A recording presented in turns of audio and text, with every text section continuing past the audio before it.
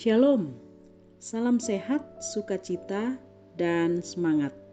Prapaskah hari ke-24, Jumat 12 Maret 2021. Apa kabar Ibu Bapa, Saudara-saudara yang terkasih dalam Yesus Kristus?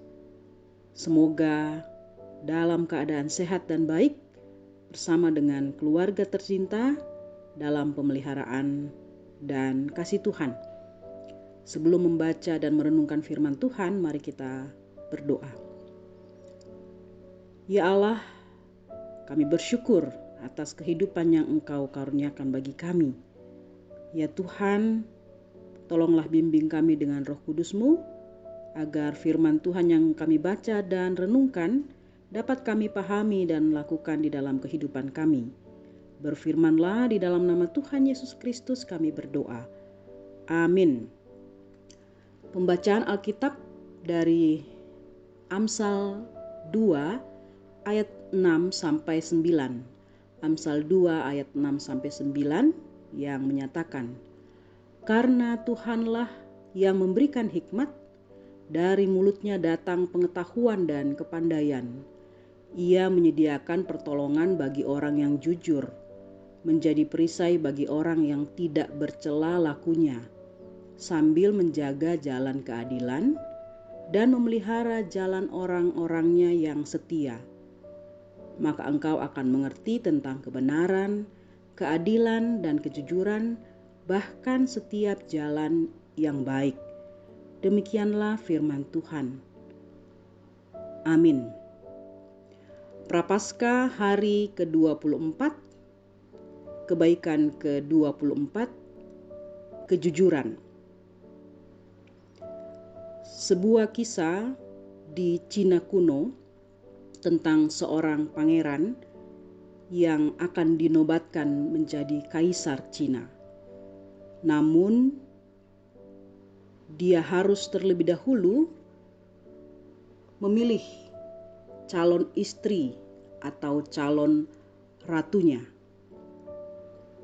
Karena itu diadakanlah sebuah pesta dengan mengundang seluruh gadis di kerajaan itu. Ada seorang gadis yang sangat sederhana, yang diam-diam mencintai pangeran ini. Dia juga hadir dalam pesta. Namun, dia sadar siapa dirinya. Dia tidak berharap banyak, hanya dengan melihat pangeran dari jauh di pesta itu, hatinya sudah sungguh sangat senang. Sang pangeran lalu mengeluarkan sebuah sayembara. Di pesta itu dia mengatakan, "Aku akan memberikan satu benih kepada setiap gadis.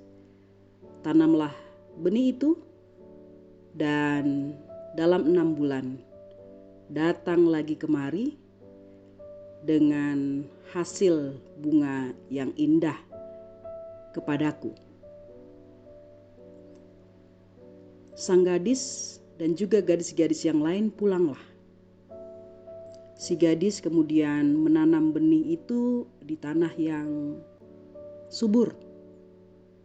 Dia merawat dengan penuh ketekunan walaupun pengetahuannya sangat terbatas dalam hal bercocok tanam. 3 bulan kemudian belum ada yang tumbuh. Dia pun bertanya kepada para petani yang biasa bercocok tanam, dan ia diberikan banyak nasihat.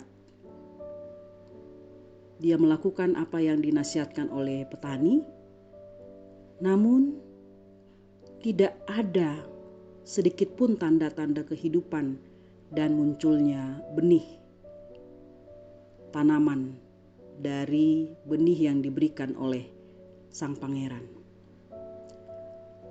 Pada bulan yang ke-6, dia kembali ke istana, walaupun tanpa hasil tanaman atau tanpa bunga yang indah. Ketika sampai di istana, dia melihat semua gadis membawa bunga yang indah warna-warni. Dia mulai berkecil hati, tetapi memang itulah adanya. Setelah itu, pangeran melihat semuanya dan kemudian dia mengumumkan pemenangnya. Dan pemenangnya adalah si gadis sederhana yang bunganya tidak tumbuh, yang benihnya tidak tumbuh. Gadis yang lain protes. Kenapa bisa pangeran memilih gadis yang tidak membawa bunga yang indah? Pangeran ini berkata, gadis ini adalah satu-satunya yang menanam bunga yang membuat dia layak menjadi seorang ratu, yakni bunga kejujuran. Sebenarnya semua benih yang kubagikan pada waktu itu steril dan tidak mungkin bisa menumbuhkan apapun. Ibu bapa, saudara-saudara yang kekasih dalam Yesus Kristus, dalam pembacaan kita, kejujuran sangat berkaitan dengan kebenaran, keadilan, dan kesetiaan. Kejujuran juga dalam arti sebenarnya yang pertama adalah hati yang lurus, tidak berbohong, tidak penuh tipu daya, tidak berdusta, berkata apa adanya, ya kalau ya, tidak kalau tidak, seperti sang gadis yang sederhana tadi. 2, tidak curang, mengikuti aturan yang berlaku.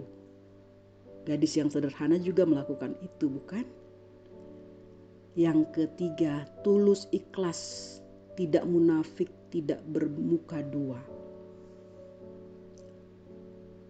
Jujur adalah sikap moral yang sejati yang lahir dari hati yang bersih, lalu diwujudkan dalam pikiran, perkataan, dan perbuatan.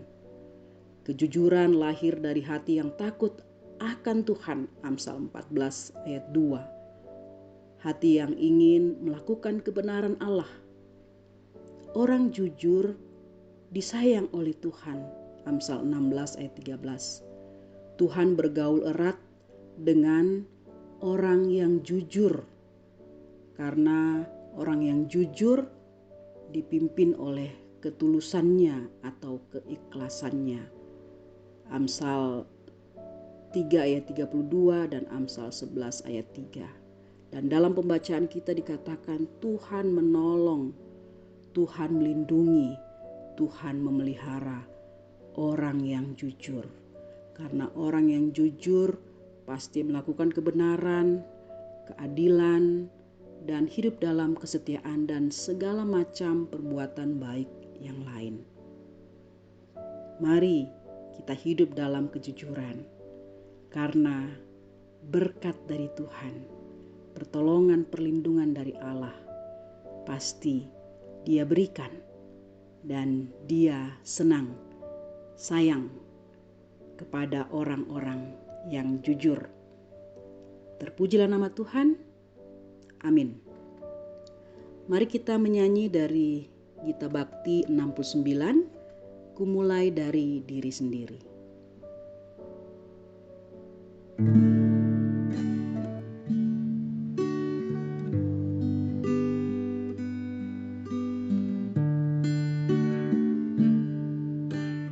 Ku mulai dari diri sendiri untuk melakukan yang terbaik. Ku mulai dari diri sendiri